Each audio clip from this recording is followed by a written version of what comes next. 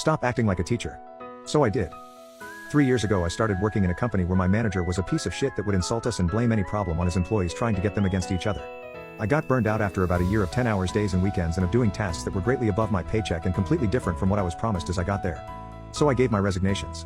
My manager, though I was useless as he often said about anyone but himself, so instead of trying to find a new employee, he decided he would have taken over my role, to the horror of all my coworkers.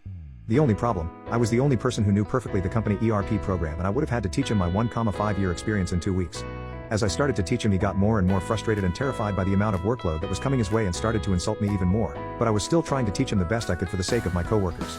All of this until the first day of my last week. I was pointing out a mistake he was making every time he did a certain task, and he replied screaming at me, "Shut the fuck up.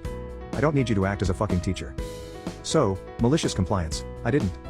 I just sat beside him for the next and last 5 days, not teaching him anything, and every time he couldn't remember how to do something I would jokingly cheer him up, telling him I was sure he could come up with a solution himself if he focused